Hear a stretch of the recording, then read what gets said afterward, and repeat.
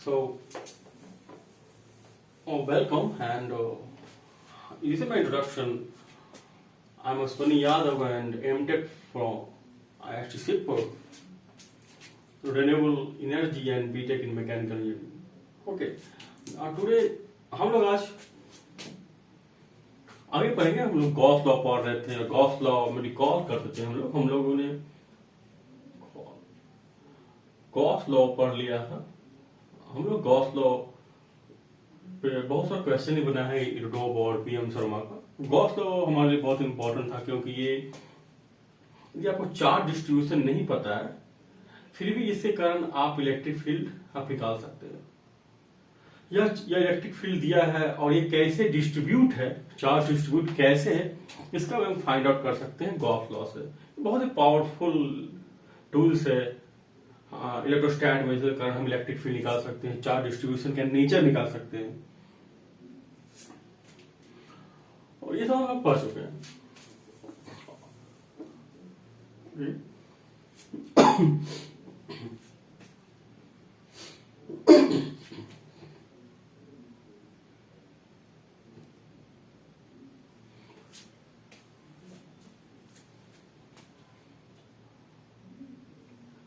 आज हम लोग पढ़ेंगे electric field due to charge isolated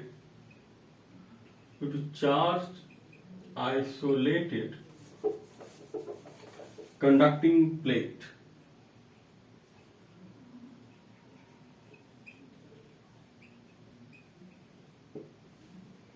charge है पर आइसोलेटेड है और कंडक्टिंग प्लेट है। जैसे ये हमारे पास एक कंडक्टिंग प्लेट है। आप इसे कर सकते हैं साइड 1 और ये है साइड 2 और चार्ज है, इस डिस्ट्रीब्यूशन पॉजिटिव चार्ज हम लोग कंसीडर कर सकते हैं। जब ये चार्ज डिस्ट्रीब्यूटेड इस तरह से, तो हम जानना चाहते हैं कि इससे कारण इलेक्ट्रिक फील्ड क्या होगा, ये साइड और ये साइड क्या होगा।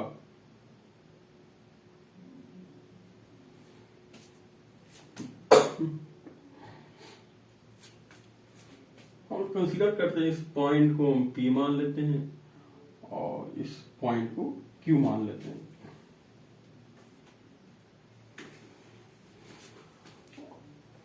कंडक्टिंग प्लेट है तो इसे हम एक पॉइंट O मान लेते हैं। यहां पे इलेक्ट्रिक फील्ड क्या होगा, वो जानते हैं कंडक्टर के अंदर कोई इलेक्ट्रिक फील्ड नहीं होता, यहां पे 0 है।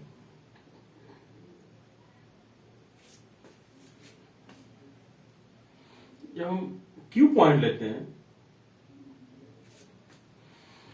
तो इस साइड का चार्ज जो फील्ड प्रोड्यूस करेगा इस डायरेक्शन में प्रोड्यूस करेगा, this is side 2 and side 1 का भी उसी डायरेक्शन में इलेक्ट्रिक फील्ड प्रोड्यूस करेगा E1 एंड अप्लाई सुपरपोजिशन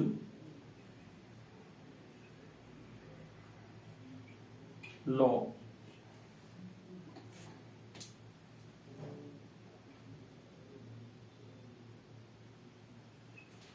यहां पे जो नेट इलेक्ट्रिक फील्ड होगा हम लोग इस वेक्टर को जोड़ सकते हैं और डायरेक्शन इस डायरेक्शन होगा और हमारे पास जो नेट इलेक्ट्रिक फील्ड है यहां पे हम जानते हैं कि इलेक्ट्रिक फील्ड जो E1 है वो charge density bye 2 epsilon not है। ये चार्ज, इसका डेंसिटी क्या है इस सरफेस का, और दोनों का चार्ज डेंसिटी बराबर है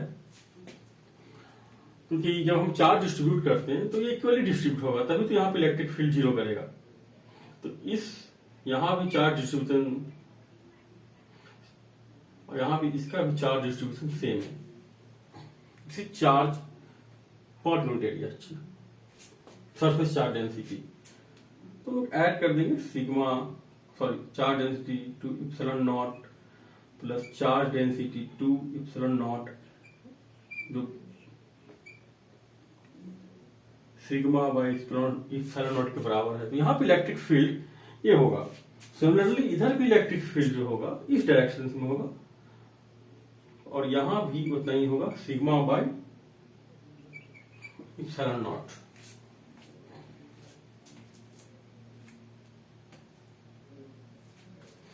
ये जो प्रिंसिपल ऑफ सुपरपोजिशन है, प्रिंसिपल ऑफ सुपरपोजिशन,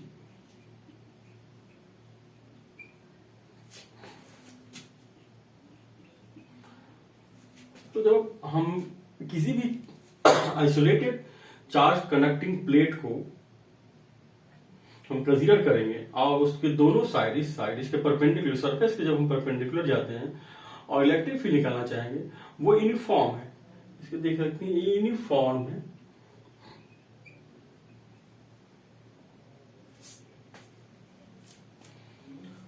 क्योंकि ये रेडी डिस्टेंस प्रिफर नहीं कर रहा है।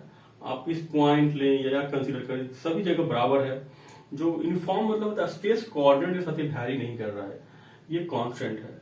सॉरी, ये यूनिफॉर्म है, ये वेरिएबल नहीं है, ये फंक्शन में है, डिस्टेंस के फंक्शन में नहीं है, स्पेस कोऑर्डिनेट के फंक्शन में नहीं है। और आपका ये इलेक्ट्रिक फील्ड होगा sigma by charge density by epsilon not होगा।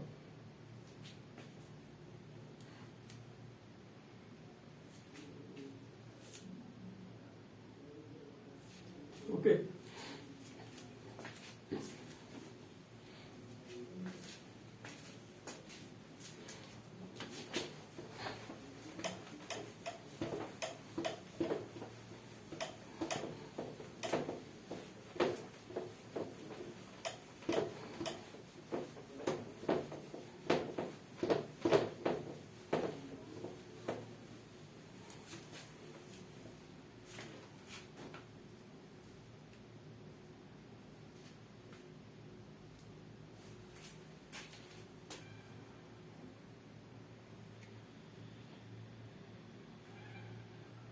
आपको प्रूफ करना था, जब हम स्टेटमेंट, अर्ली स्टेटमेंट हमारा है कि जब हम किसी कंडक्टिंग प्लेट है, ये आइसोलेटेड कंडक्टिंग सीट है, ये आइसोलेटेड कंडक्टिंग सीट है, और इस पे यदि हम charge Q charge is given to this surface,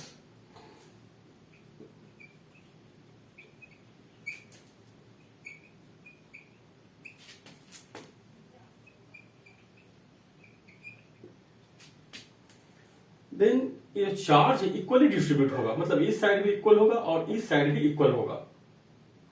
ये we need to prove this. Okay, then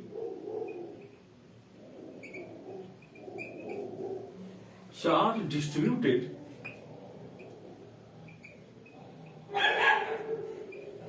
equally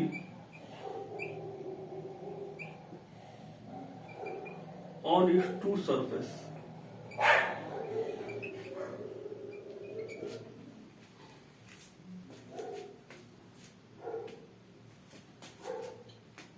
total charge हमारे पास Q है। यदि side 1 and this is side 2, यहां पे चार्ज x है, इस साइड आपका चार्ज होगा Q माइनस एक्स। तो एक कंडक्टर का हम लोग बेसिक प्रिंसिपल जो है अप्लाई करेंगे कि इसके अंदर इलेक्ट्रिक फील्ड 0 होगा। एक पॉइंट P आप कंसीडर कर सकते हैं, तो इस पॉइंट पे इलेक्ट्रिक फील्ड हमारा 0 होगा। तो अभी हम देख रहे हैं, अभी हमने कैलकुलेट किया है कि इस जो चार्ज, ये टोटल चार्ज है और इसका कुछ एरिया होगा, इसका एरिया हम मान लेते हैं A। चार्ज डेंसिटी क्या होगा x बाई A। इसके कारण इस साइड का जो चार्ज है यहां पे कितना इलेक्ट्रिक फील्ड प्रोड्यूस करेगा, वो होगा EP E1 due to side 1 we have charge density 2 epsilon naught that is x by A 2 epsilon naught। और इसके कारण अब कोई डायरेक्शन में होगा, इस डायरेक्शन में, और इसके कारण राइट में होगा तो इसका करंट लेफ्ट में होगा, दोनों अपोजिट डायरेक्शन में होगा और दोनों बराबर होगा तभी तो इलेक्ट्रिक फील्ड यहाँ पे 0 होगा। तो इसे बराबर कर देते हैं Q minus x 2a epsilon naught and we have x is equal to Q/2। Okay, तो यहां पे जो चार्ज डिस्ट्रीब्यूटेड है Q/2 होगा और इस साइड भी Q/2 होगा। तो साइड 1 पे जो चार्ज है हमारा वो Q/2 है और साइड 2 पे चार्ज Q/2 है। मतलब दोनों साइड जब हम किसी प्लेट पे चार्ज हम Q अमाउंट ऑफ चार्ज जब हम पुट करते हैं तो इक्वली डिस्ट्रीब्यूट हो जाएगा। जब आइसोलेटेड है, ये कभी इलेक्ट्रिक फील्ड में नहीं रखा हुआ है, जब हम इलेक्ट्रिक फील्ड अप्लाई करेंगे तो ये चार्ज डिस्ट्रीब्यूशन बदल जाएगा। ओके, तो हम लोग क्या बता सकते हैं जब हम इसे इलेक्ट्रिक फील्ड में रखेंगे तो चार्ज डिस्ट्रीब्यूशन क्या होगा? ओके, दिस इज आवर अभी हम जानना चाह रहे हैं जब इलेक्ट्रिक फील्ड में रखेंगे तो चार्ज डिस्ट्रीब्यूशन कैसे वैरी करेगा।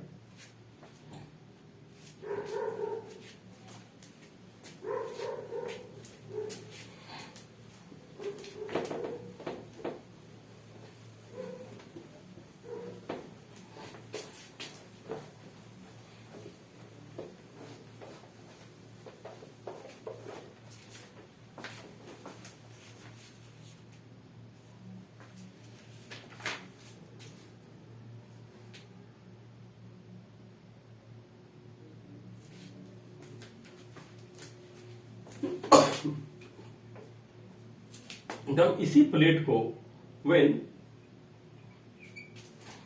isolated conducting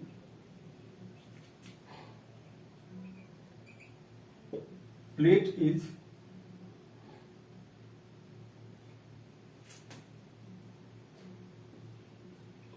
placed in uniform electric field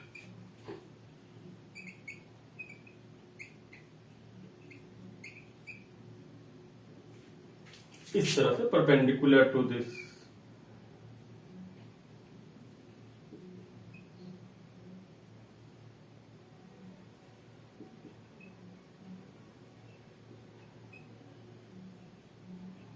ये यूनिफॉर्म इलेक्ट्रिक फील्ड है। अब इसका डायरेक्शन इस तरह से आप देख सकते हैं, इस डायरेक्शन में।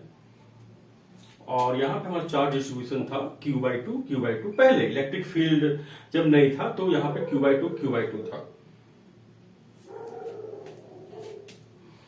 तो जब इलेक्ट्रिक फील्ड में रखा गया है then find the charge distribution. Charge अब कितना डिस्ट्रीब्यूट होगा दोनों सरफेस पे? Charge distribution on both side 1 and 2। और ये इलेक्ट्रिक फील्ड का डायरेक्शन है और इलेक्ट्रिक फील्ड यूनिफॉर्म है। क्या एक चीज आप बता सकते हैं जब इलेक्ट्रिक फील्ड में चेंजिंग आया कि नहीं? क्या इस साइड जो इलेक्ट्रिक फील्ड होगा, बेशक हम मान लेते हैं E1 है, इस डायरेक्शन में है, और इस साइड में इलेक्ट्रिक फील्ड E2 है। क्या बता सकते हैं E1 और E2 क्या होगा? क्या दोनों बराबर होगा या अलग अलग होगा? इसका डायरेक्शन किधर होगा? ऑफ कोर्स हम मान लेते हैं यहाँ पॉजिटिव चार्ज है तो इस डायरेक्शन में इलेक्ट्रिक फील्ड प्रोड्यूस करेगा और हमारा यूनिफॉर्म फील्ड इस डायरेक्शन में है, तो नेट इलेक्ट्रिक फील्ड हमारे यहाँ पे अलग हो जाएगा, क्योंकि ये इसके कारण जो यहाँ पे चार्ज डिस्ट्रीब्यूशन है उसके कारण तो इलेक्ट्रिक फील्ड होगा इधर इस साइड 1 कारण इस डायरेक्शन में होगा और हमारा इलेक्ट्रिक फील्ड जो यूनिफॉर्म इस डायरेक्शन में है, दोनों का रिजल्टेंट इलेक्ट्रिक फील्ड हम लेंगे। ऑफ कोर्स हम कह सकते हैं कि E बड़ा है तभी E1 इस डायरेक्शन में है, क्योंकि E इस डायरेक्शन में है और साइड का इलेक्ट्रिक फील्ड इस डायरेक्शन में प्रोड्यूस होगा जो अपोजिट डायरेक्शन है। ये दोनों अपोजिट डायरेक्शन में है, तो रिजल्टेंट जो इलेक्ट्रिक फील्ड होगा E1 वो क्या होगा? E minus E side 1। और E2 क्या होगा? E2 इस साइड इलेक्ट्रिक फील्ड हमारा जो E2 है वो जुड़ जाएगा E1 प्लस ई साइड 2।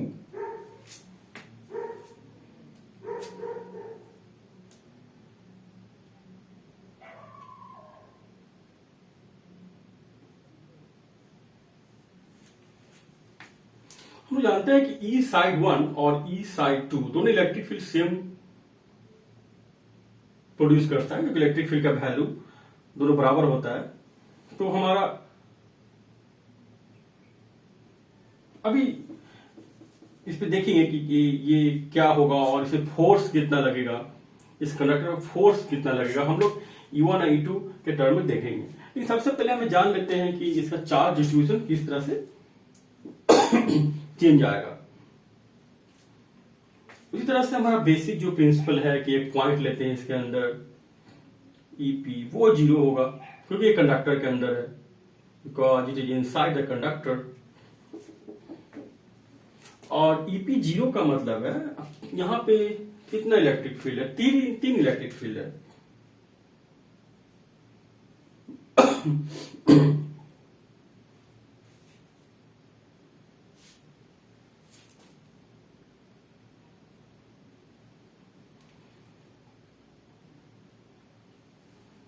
अच्छा, चार्ज डिस्ट्रीब्यूशन जब चेंजिंग आएगा, मान लेते हैं कि यहां पे x है और इस साइड q माइनस x है, तो इस पॉइंट पे इलेक्ट्रिक फील्ड का डायरेक्शन इसके कारण और इसी कारण दोनों राइट डायरेक्शन में होगा। तो हम लिख सकते हैं, अब हम वेक्टर ऐड कर दें u1e plus e side 1 plus e side 2, ये हमारा 0 आएगा फॉर इस पॉइंट पे।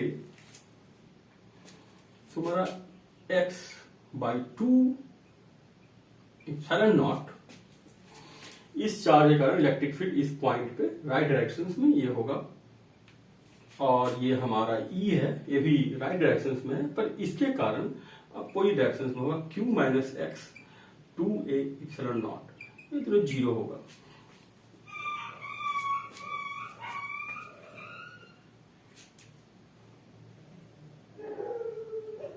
Then electric field E is equal to Q minus X by 2a epsilon naught.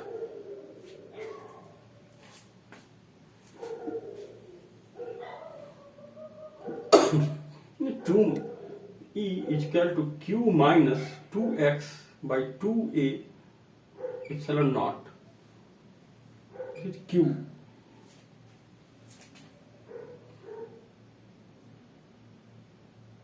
2a epsilon naught E is equal to Q minus 2x.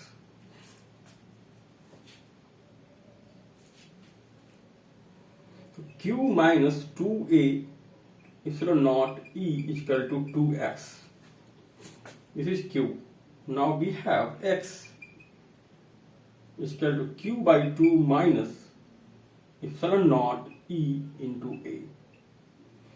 देखिए, electric field के कारण हमारा जो चार्ज डिस्ट्रीब्यूशन है, ये साइड x था वो घट गया है, और वो साइड 2 पे क्या होगा, साइड 2 पे हमारा जो चार्ज डिस्ट्रीब्यूशन है वो Q माइनस एक्स होगा, एंड Q माइनस एक्स करेंगे तो प्लस में हो जाएगा, that is Q by 2 plus epsilon naught E into A.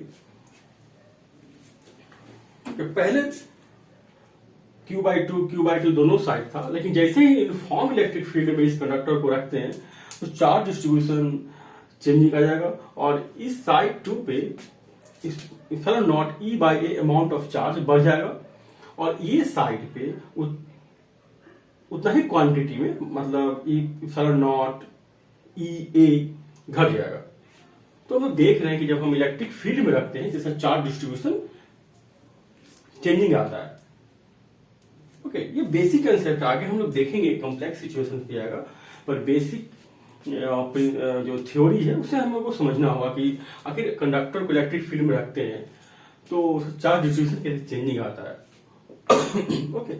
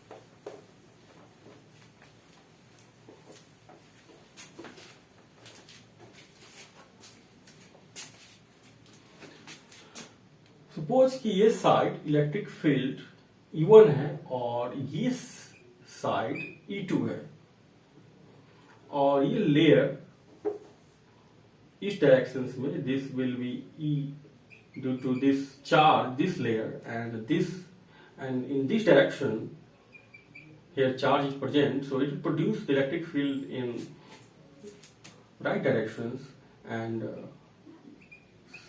same amount E layer electric field will be the same but in opposite direction.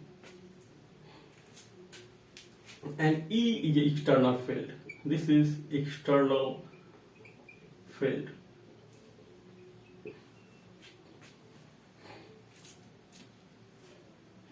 So when this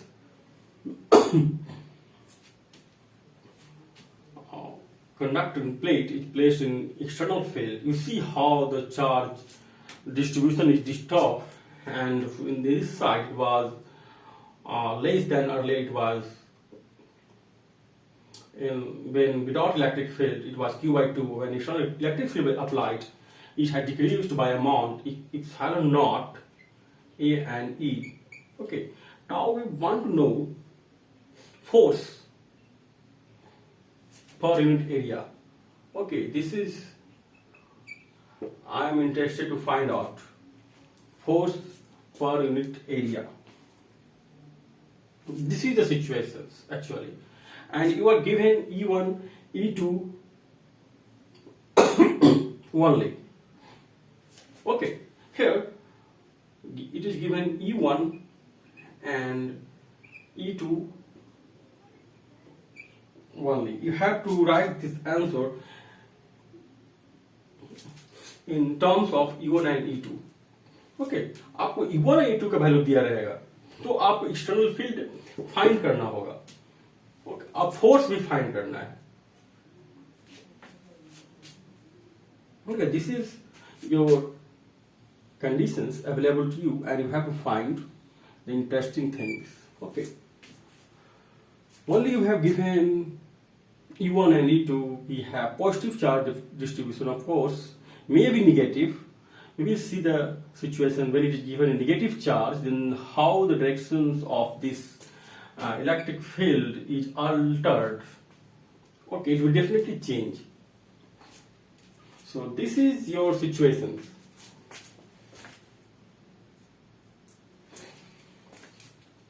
We have E1 and we have E2. This is only given to you. And use the Gauss law. This is a Gaussian surface. This is your imaginary Gaussian surface.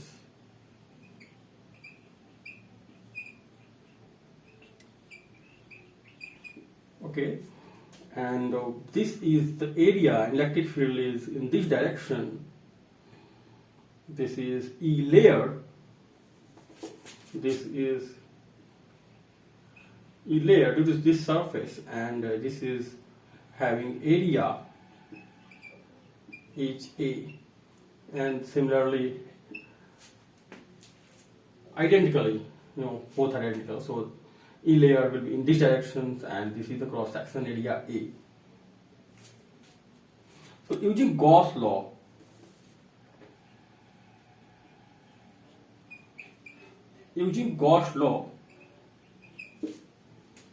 because Gauss law will give you the relationship of electric field and the charge, because we need to find force. So we can use the Gauss law,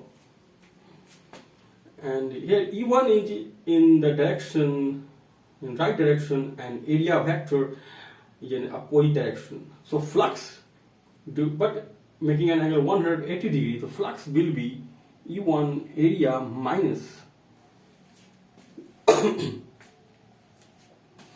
total flux. It will be through this surface is, and this electric field E2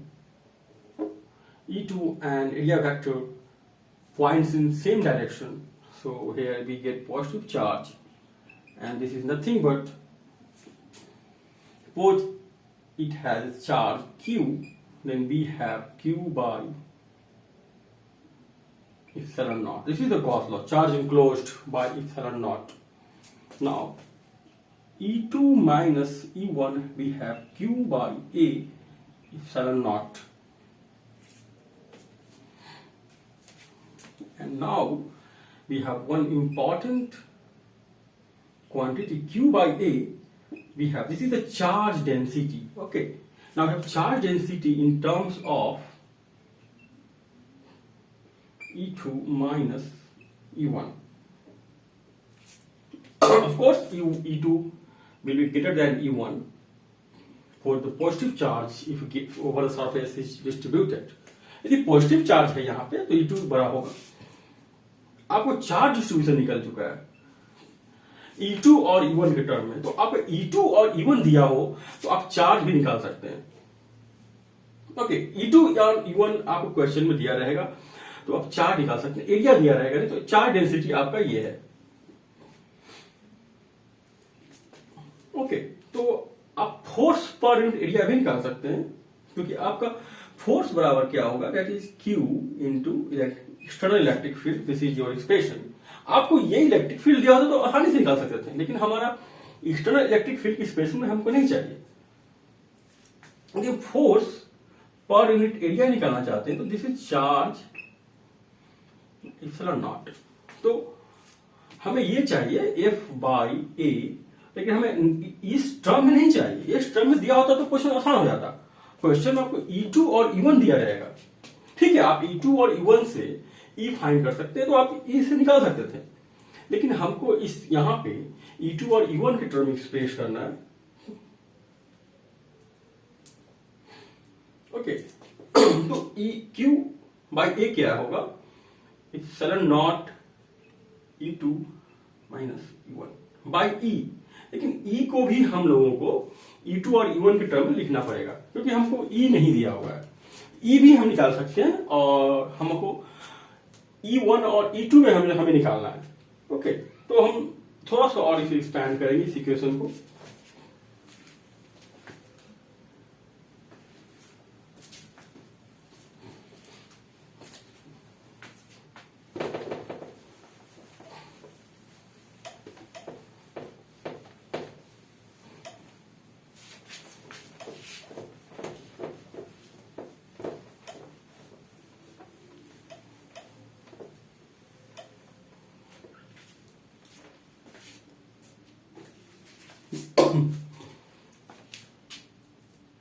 देख सकते हैं E1 बराबर क्या होगा, जो uniform electric field था, minus E layer for 1. E2 क्या होगा, E प्लस E लेयर. आप इसे जोड़ दे तो पता चले when you will get E1 plus E2 by 2 is equal to E. Now we are done with this value. You can find A by A. Okay, this is your required available answer in terms of E1 and E2. That is E2 minus E1 into E1 plus E2 by 2. So we have half epsilon naught E2 का whole square minus E1 का whole square. E2 का whole square minus E1 का whole square. This is your force per unit area.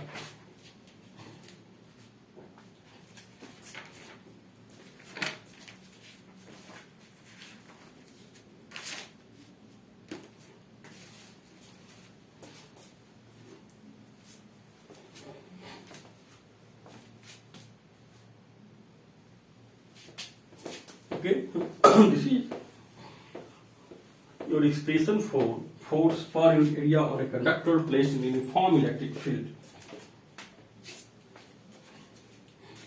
Now you have a question, basic questions.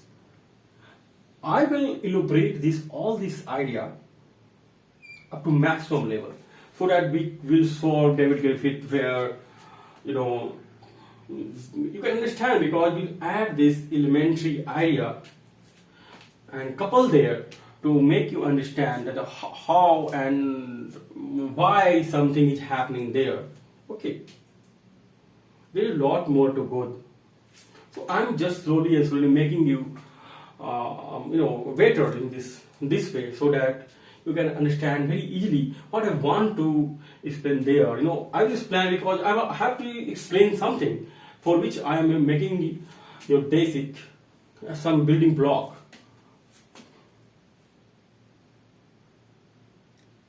So it is given that suppose E1 is 8 volt per meter and E2 is 12 volt per meter.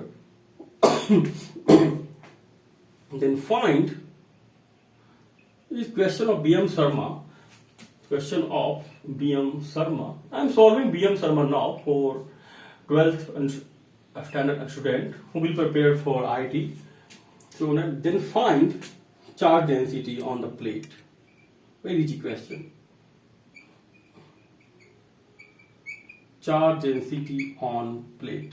अभी हम लोगों ने expression derive किया था. Charge density क्या होता है? Sigma not E2 minus E1. So we have 12 minus 8, 4 epsilon naught. This is your answer.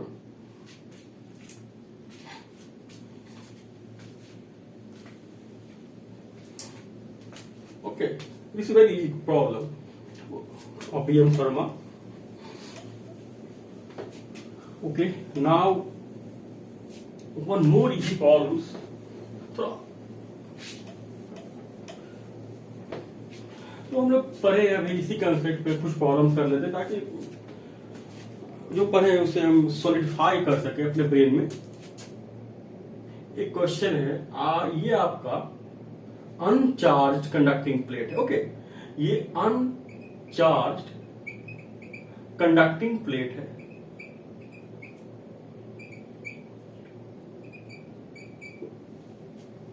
इसमें कोई चार्ज नहीं है. जब हम electric field uniform electric field में इसे हम प्लेस करते हैं, जो इलेक्ट्रिक फील्ड आप देख सकते हैं टुवर्ड्स राइट, और ये यूनिफॉर्म है, तो क्या होगा? इस पे चार्ज इंड्यूस्ड हो जाएगा. इस सरफेस पे चार्ज इंड्यूस्ड हो जाएगा. ओके, कितना होगा? ए सरफेस पे कितना होगा, ए सरफेस पे कितना होगा? का दोनों का अमाउंट अलग अलग होगा या सेम होगा? नेचर कैसा होगा? किधर पॉजिटिव होगा, किधर नेगेटिव होगा? क्योंकि एक साइड पॉजिटिव होगा, एक साइड नेगेटिव होगा. क्योंकि चार्ज तो कंजर्व है, चार्ज क्रिएट नहीं हो सकता है, चार्ज कंजर्वेशन लॉ है. तो एक साइड नेगेटिव होगा और एक साइड पॉजिटिव होगा, ये तो होगा ही. और हम लोग इससे पहले पढ़ चुके थे, जब चार्ज Q इस पे हम दिया होता है तो ये साइड घट जाता है, Q/2 minus epsilon not a, और ये साइड चार्ज बढ़ जाता है, Q/2 plus epsilon not a. यहां पे पहले से चार्ज है ही नहीं, Q बराबर 0 है, तो ये साइड चार्ज कितना हो जाएगा? माइनस होगा नेगेटिव इप्सिलॉन नॉट A/E. हम चार्ज डेंसिटी चाहें एरिया से डिवाइड कर दें, और ये साइड क्या होगा? Q तो 0 हो जाएगा, इप्सिलॉन नॉट ए.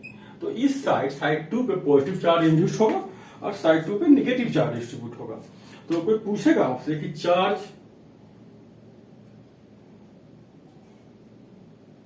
कि राइट साइड कितना चार्ज इंड्यूस्ड हुआ है, चार्ज हम डेंसिटी फाइंड करना चाहें तो बोल सकते हैं चार्ज डेंसिटी क्या है? Charge density, what is your charge density? Nothing, epsilon not E. Okay, ये बहुत सिंपल है डिस्ट्रीब्यूशन. ऐसा सिंपल डिस्ट्रीब्यूशन होगा नहीं ऑलवेज. कोई हम चार्ज, हम पॉइंट चार्ज यहां रख देते हैं तो चार्ज डिस्ट्रीब्यूशन कैसा होगा आपको फाइंड करना होगा. तो हम आगे देखेंगे कि यदि हम पॉइंट चार्ज यहां रखते हैं तो यहाँ पे चार्ज डिस्ट्रीब्यूशन कैसा होगा. और ये कंडक्टर यदि हम पोटेंशियल 0 करते हैं, यदि इस कंडक्टर को हम अर्थ कर देते हैं और पॉइंट चार्ज यहाँ पर रखते हैं तो चार्ज डिस्ट्रीब्यूशन कैसा होगा. तो लोग पढ़ेंगे. अब इसके लिए बेसिक इक्वेशंस हमारा होगा, मेथड ऑफ इमेजिंग देखेंगे, मेथड ऑफ इमेजिंग, अभी पढ़ना है हम लोगों को, पर वहां पे जाने से पहले हम बेसिक चीज सीख लेते हैं ताकि आसानी से आप लोगों को समझ में आए। यदि पूरा लेक्चर सुनिएगा तो काफी अच्छा हल्का लगेगा। आईटी हम रोग तो सॉल्व कर देंगे आपके लिए, डेविड ग्रिफिथ भी सॉल्व कर देंगे, और पीएचडी जो क्वेश्चन है वो भी सॉल्व करेंगे जो अमेरिका यूनिवर्सिटी में पूछा हुआ है। तो धीरे धीरे हम सारा चीज सॉल्व कर देंगे आपको। एक्चुअली हम अपने लिए सॉल्व कर रहे हैं यार, पर जो सीखना चाहे सीख सकता है। मेथड ऑफ इमेजिंग हम लोग देखेंगे तो हम बहुत अच्छे से सीखेंगे कि चार्ज का डिस्ट्रीब्यूशन कैसे होगा जब हम पॉइंट चार्ज रख देंगे यहाँ पे, ओके, तब देखेंगे। और यहाँ पे स्फीयर होगा तो क्या होगा, स्फीयर रख देंगे तो क्या होगा, कंडक्टर का शेप बदल देंगे तो यदि हम यहाँ पॉइंट चार्ज रखते हैं तो क्या चार्ज कैसे कितना इंड्यूस्ड होगा।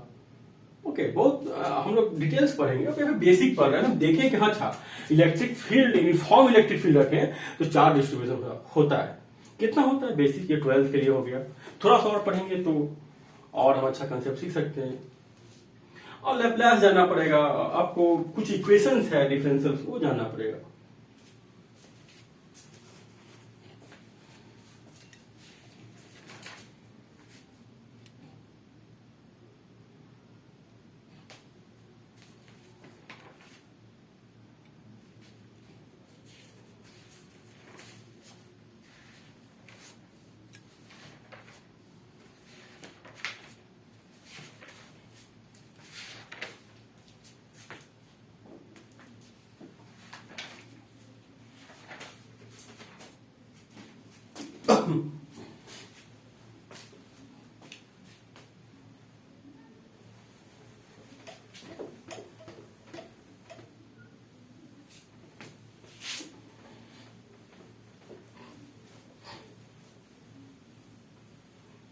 देखिए, इसका कोई वॉल्यूम नहीं था, ये बहुत थीन था। ओके, इसका कोई कंसिडरेबल वॉल्यूम नहीं था, बहुत पतला भी नहीं था और इसका कोई वॉल्यूम में डिस्ट्रीब्यूटर नहीं था। हम इसे नहीं कर सकते जैसे इस तरह से एक हम लोग प्लेट लेते हैं, इसका देखिए वॉल्यूम है तो हम लोग निकालना है। जैसे ये प्लेन है, इसे कह सकते this has volume charged plane.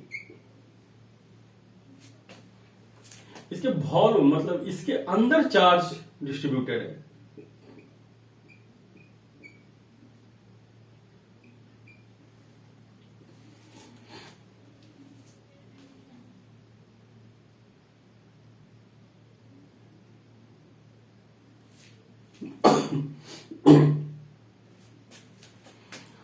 Okay, और ये वॉल्यूम चार्ज डेंसिटी हम रो मान लेते हैं। This is volume charge density, ये आपका वॉल्यूम चार्ज डेंसिटी दिया हुआ है। तो इसके अंदर इलेक्ट्रिक फील्ड का वेरिएशंस कैसे होगा और इसके बाहर कैसे होगा। तो within the charge distribution our interest is to find how the electric field vary. Okay, this is your still this is sample case. Okay, still I'm making simple because we are going for IT and it asks very simple question. Of course, don't be confused and perplexed sometimes. People, I saw many students becomes very perplexed and anxious. Sometimes they remain exuberant, but very nonchalantly I am telling you. You see, frustrations, but I don't know, because it works on basics. When you understand the basic, you can cope with a certain after it. If you say this is tough, then it will be joke to say it's tough. Tough नहीं है भाई IT. Okay, देखते हैं। तो बताओ electric field किधर होगा। हम इलेक्ट्रिक फील्ड इधर देखते हैं। पता है इलेक्ट्रिक फील्ड इधर इसी डायरेक्शंस में क्यों नहीं है, क्यों है, इस डायरेक्शंस में क्यों है, क्यों नहीं है। देखो भाई, चार्ज जिधर इंड हो जाए उधर इलेक्ट्रिक फील्ड मानना। अभी फिलहाल अभी देखेंगे, जब हम कैविटी करके देखेंगे, डाइलेक्ट्रिक्स में पढ़ेंगे तो इलेक्ट्रिक फील्ड किधर जाएगा। इलेक्ट्रिक फील्ड ऑलवेज देखना उधर जाएगा जहां पर चार्ज डिस्ट्रीब्यूशन इंड होने वाला। इधर चार्ज डिस्ट्रीब्यूशन इंड है, इधर चार्ज डिस्ट्रीब्यूशन इंड है, नहीं है कोई। और यहां पर देख रहे हैं कि बहुत सारा चार्जेज है। ओके, ये एक बेसिक कंसेप्ट है आपको फाइंड करने के लिए इलेक्ट्रिक फील्ड किधर होगा। ओके, ये कंसेप्ट को आप याद रखना, क्योंकि जब हम डायरेक्ट्रिक्स पढ़ेंगे उसमें कैविटी रहेगा, तो देखिए कैविटी की ओर की लॉन्ग इलेक्ट्रिक फील्ड क्रिएट होगा। ओके, तो जिधर चार्ज इधर कम रहा है ना, चार्ज इधर इधर खत्म हो जाएगा, यहां से चार्ज नहीं है तो इधर इलेक्ट्रिक फील्ड प्रोड्यूस होगा जिधर चार्ज खत्म हो जाएगा। क्योंकि नेट चार्ज मान लो कि कहीं किसी तरह से कैंसिल हो रहा हो, पर नेट चार्ज यहां तो रहेगा, ये इधर प्रोड्यूस कर देगा, इधर उसे कैंसिल कर दे, दो चार्ज यहाँ है, दोनों कैंसिल कर दे। ओके, लेकिन इधर तो रहेगा, यहाँ पे कैंसिल कर दे, तो हम लोग कह सकते हैं कि बेसिकली कि हमारा इलेक्ट्रिक फील्ड इस डायरेक्शन में है, away from this surface. Okay, तो हम लोग सबसे पहले निकालते हैं फील्ड इनसाइड द प्लेन, फिर उसको बाहर की ओर देखेंगे, फील्ड इनसाइड द प्लेन, और इसका आप थिकनेस को d मान लें,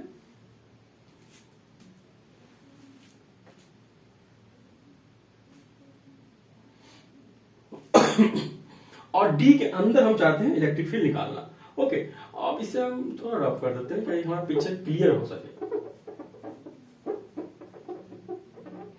ओके, और इस लाइन को हम सिमेट्री लाइन मान लेते हैं, जो आधा आधा बांट रहा होगा इस थिकनेस को। r डिस्टेंस यहां से लेते हैं,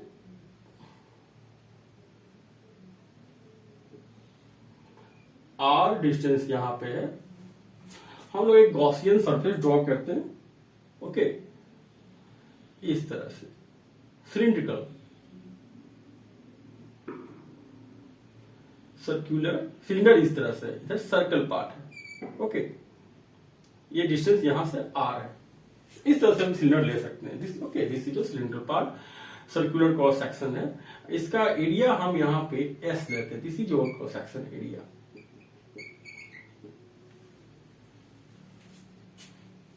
इलेक्ट्रिक फील्ड इस डायरेक्शन में नहीं है, तो फ्लक्स जो होगा, हम गॉस लॉ अप्लाई करते हैं। Now from Gauss law,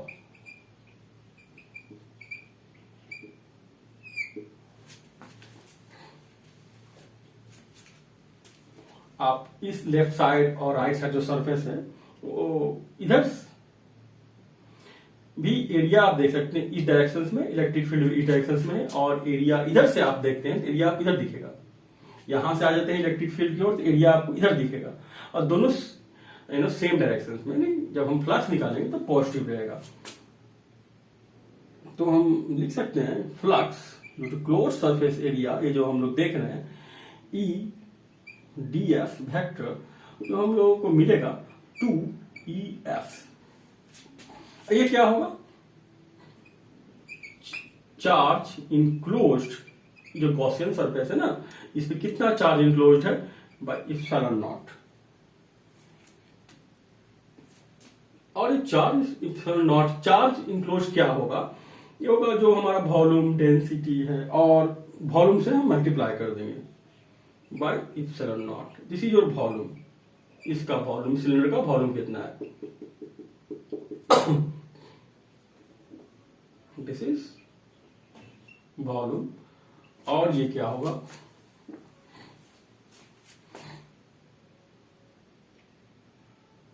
S, जो ये एरिया है,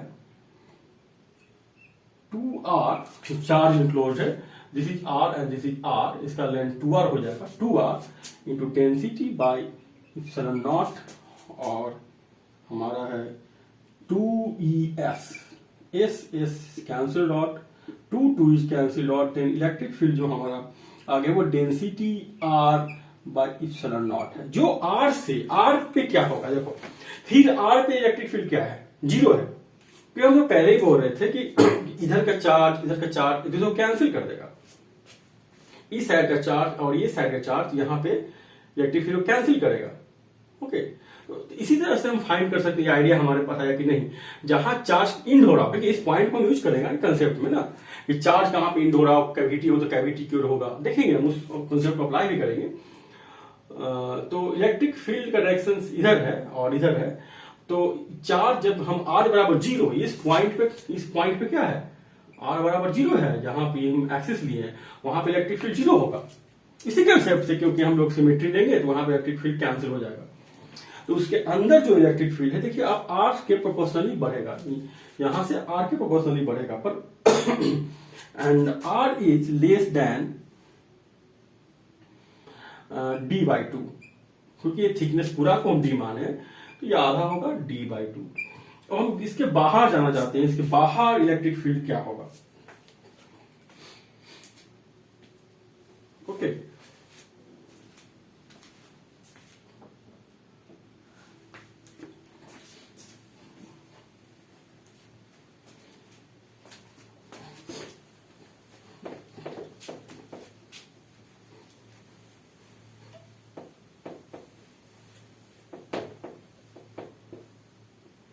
इसके बाहर जब इलेक्ट्रिक फील्ड निकालना होगा तो कुछ नहीं करेंगे, बस गॉसियन सरफेस को बड़ा कर देंगे। जहां जिस पॉइंट में निकालना है वहां तक हम गॉसियन सरफेस एक्सटेंड कर देंगे। ओके, इस तरह से गॉसियन सरफेस को हम थोड़ा बड़ा कर देंगे। यह हमारा एक्सिस था और ये हमारा एरिया इस तरह से है, और ये चार्ज फिर से उसी तरह से फ्लक्स जो इलेक्ट्रिक फील्ड होगा E डॉट टी एस, तो इधर से और इस सरफेस एरिया से हमारा क्या हो जाएगा 2ES। एस हमारा सरफेस एरिया ना, यहाँ पे लिखे एस के टर्म में लिखे, तो ए होता तो ए लिखते हैं, बस एस के टर्म में लिख रहे हैं तो एस होगा। और ये हमारा क्या होगा, charge enclosed bye epsilon not. Okay, हाँ, चार्ज इक्वल क्या होगा, चार्ज डेंसिटी इनटू वॉल्यूम। इसका वॉल्यूम क्या है, बस यहां तक ही चार्ज है तो इसी का वॉल्यूम लेंगे, इधर तो चार्ज है नहीं, तो इसका वॉल्यूम क्या है, volume by epsilon not. Charge density, ये एरिया तो हम लोग एस माने तो एस होगा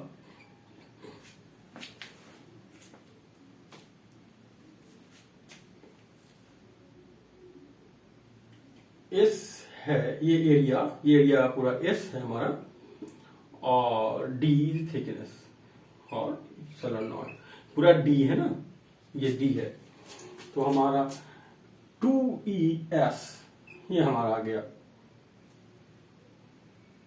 एस हमारा कैंसिल हो जाएगा, तो E हमारा हो गया epsilon naught d by 2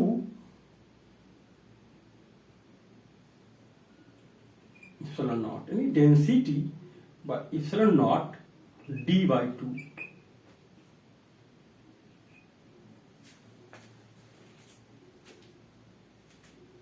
outside हमारा क्या है, ये डी है, डी के बाद कांस्टेंट हो जाता है, तो हमारा इलेक्ट्रिक फील्ड क्या है, कांस्टेंट है।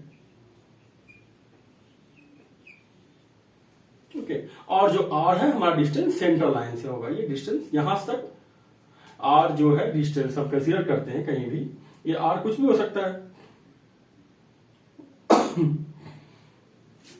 सेंट्रल लाइन से हम लोग डिस्टेंस मेजर किए थे, तो ये जब बाहर इलेक्ट्रिक फील्ड है इस पॉइंट पे निकाल रहे हैं, तो इस पॉइंट पे हमारा कांस्टेंट इलेक्ट्रिक फील्ड है।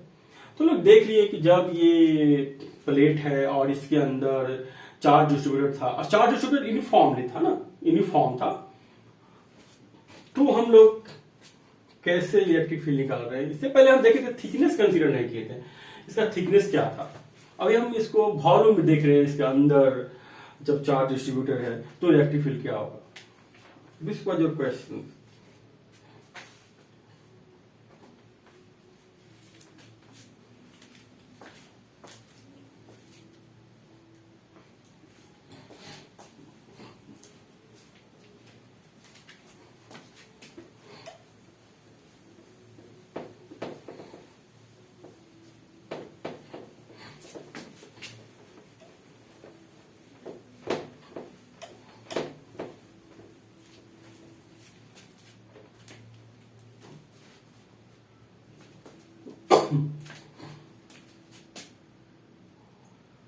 तो अच्छा, ये मान लो कि ये कंडक्टर है, कोई भी कंडक्टर होगा,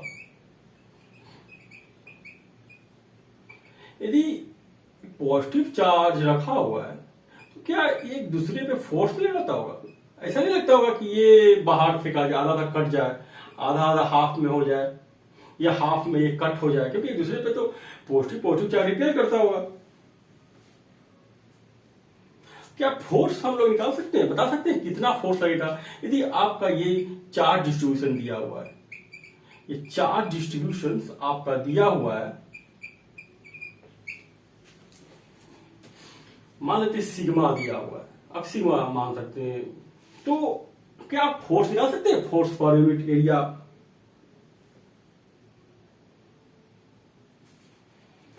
तो कितना इलेक्ट्रोस्टैटिक फोर्स होगा चार्ज कंडक्टर पे, जब चार्ज कंडक्टर रखा हुआ है तो एक खुद में कंस्ट्रेंट फील करेगा, मतलब खुद में ही तनाव फील करेगा।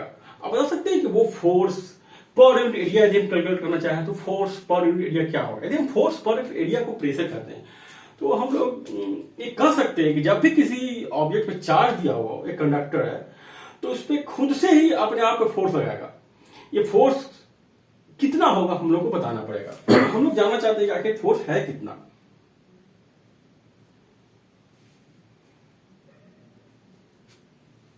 ओके, ये हमारा कंसेप्ट है, अभी हम ये जानना चाह रहे हैं। ओके,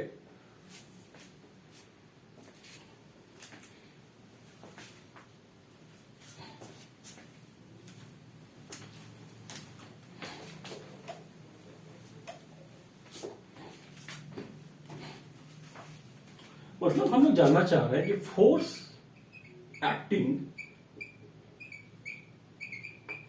on the surface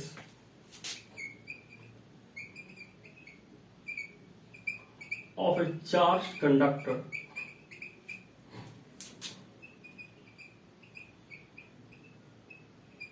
ये हम जानना चाह रहे हैं।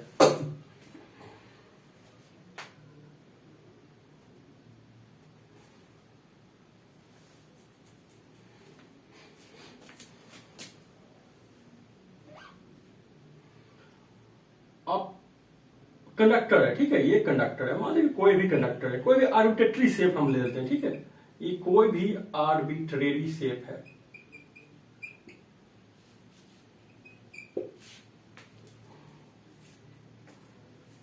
अब हम एक पैच ले लेते हैं, पैच कंसीडर करते हैं, मान लेते इसका एलिमेंट्री एरिया डीए है। इस एलिमेंट्री पैच को कैसे करते हैं जिसका एलिमेंट्री एरिया डीए है और चार्ज डिस्ट्रीब्यूशन मतलब मान ले जाते हैं चार्ज पर एरिया डिस्ट्रीब्यूटेड है वो सिग्मा से डिनोट डिफाइंड है। ये सरफेस चार्ज डेंसिटी है। तो हमारा डी क्यू क्या होगा, यहां पे जो चार्ज है वो क्या होगा सिग्मा इंटू डीए होगा।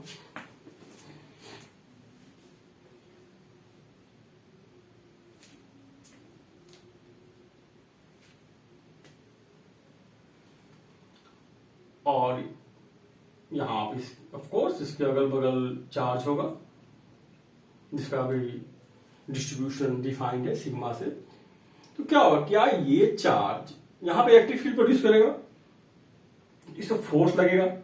ओके, इस चार्ज का रेस्ट जो चार्ज है, रेस्ट चार्ज के कारण यहां पे इलेक्ट्रिक फील्ड प्रोड्यूस होगा। और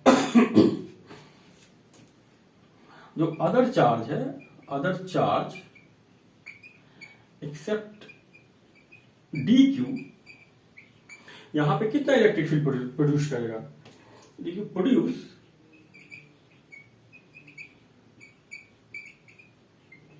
इलेक्ट्रिक फील्ड E2 से E2। तो यहां पे फोर्स क्या लगेगा, आप डीएफ फोर्स क्या लगेगा, यहां पे इलेक्ट्रिक फील्ड E2 है तो यहां पे डीएफ क्या लगेगा, वो डी क्यू बाई E2 होगा। और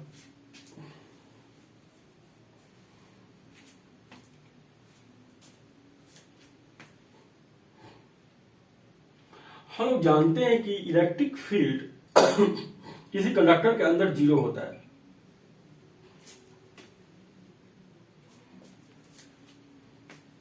ओके, तो इसके कारण जो इलेक्ट्रिक फील्ड होगा और इसके कारण जो इलेक्ट्रिक फील्ड होगा दोनों जीरो करना चाहेगा, यानी इसके कारण जो इलेक्ट्रिक फील्ड होगा ई स्मॉल डी क्यू प्लस ई अदर, ये क्या होगा, जीरो होगा इनसाइड। ओके, इसका मतलब क्या होगा, इसका मैग्नीट्यूड हम लेते हैं या कोई डायरेक्शन में होगा ना, एक दूसरे का कोई डायरेक्शन में इलेक्ट्रिक फील्ड प्रोड्यूस करेगा। इसका मतलब मैग्नीट्यूड जब कंसीडर करते हैं ई डी क्यू स्मॉल बराबर ई अदर।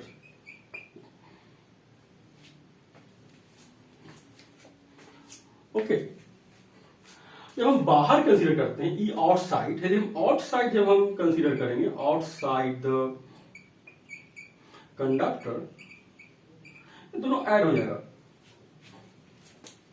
ई आउटसाइड हमारा क्या होगा,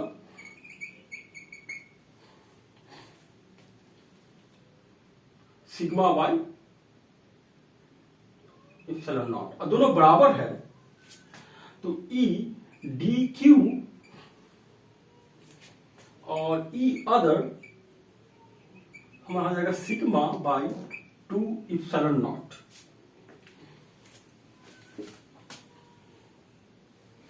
तो E2 जो ई अदर्स हमारा क्या है, यहां पे जो अदर जो चार्जेस है, बाकी सब चार्ज के कारण इलेक्ट्रिक फील्ड हमारा कितना है, सिग्मा बाई 2 इप्सिलॉन नॉट।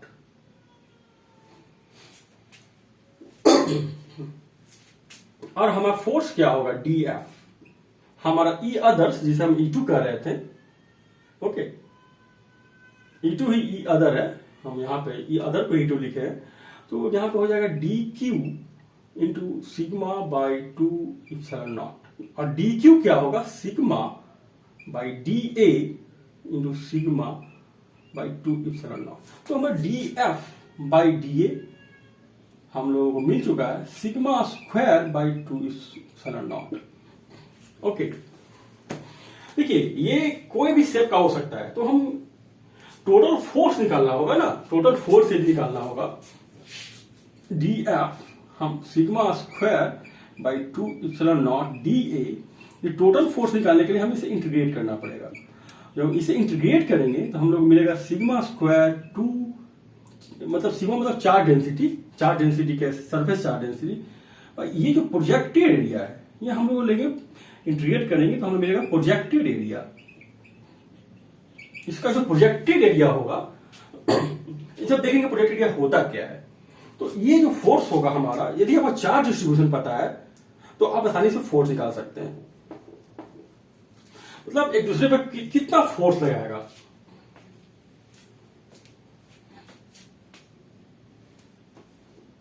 तो this is your expression for force on the surface of the charge conductor. Okay, हम इस चार्ज कंडक्टर को ले सकते हैं, स्फेयर ले सकते हैं।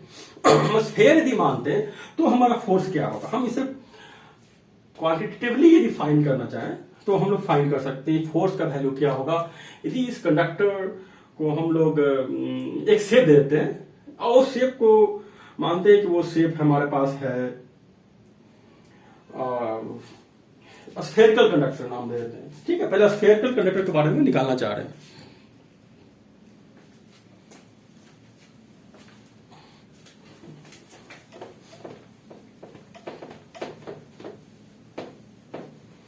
ठीक है,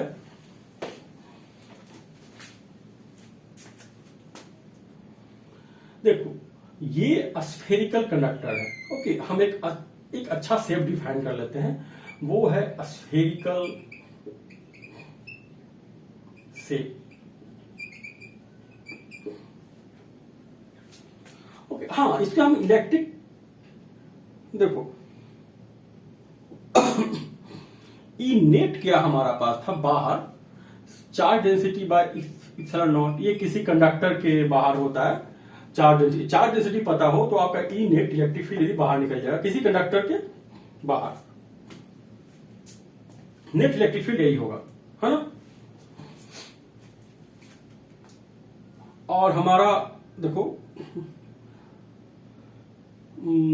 प्रेशर यानी DF बाई DA हमारा क्या था, charge density whole square by 2 epsilon naught. हम चाहते हैं कि यदि हम E दिया है, ई नेट के टर्म में क्या होगा, ठीक है। आप सिग्मा को रिप्लेस कर देते हैं, सिग्मा बराबर क्या होगा, epsilon not into electric field, E net electric field है, तो हमारा क्या हो जाएगा, स्क्वायर करेंगे तो ऊपर इप्सिलॉन नॉट ये स्क्वायर रहेगा, ये कटेगा तो स्क्वायर हट जाएगा 2।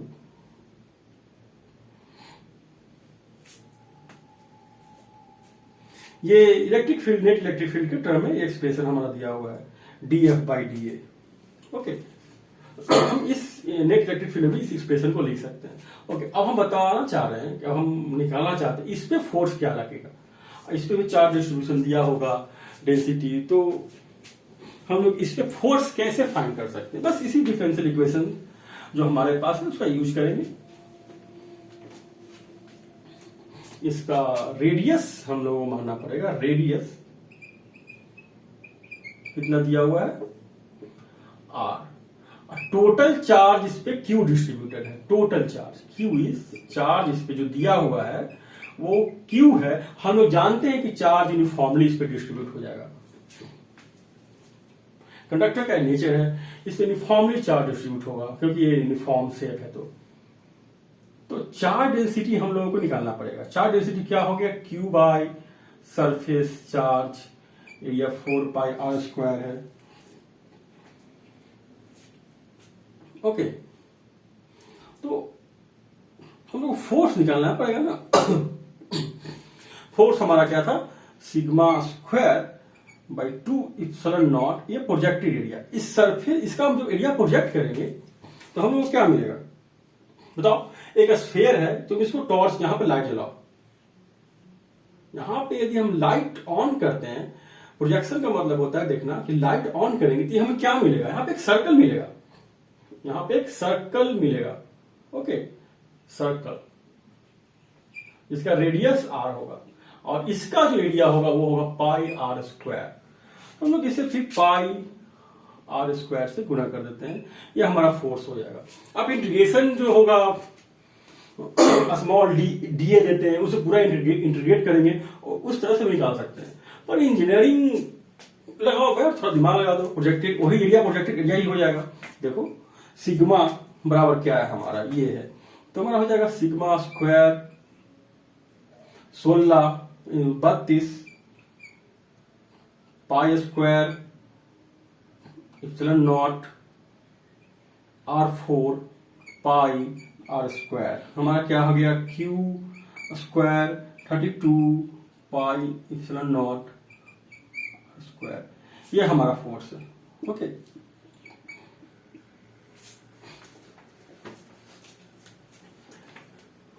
देखो भाई, फ्लक्स अभी तक हम गॉस लॉ पढ़ रहे थे, ठीक है, तो बेसिक सीखे ये सब।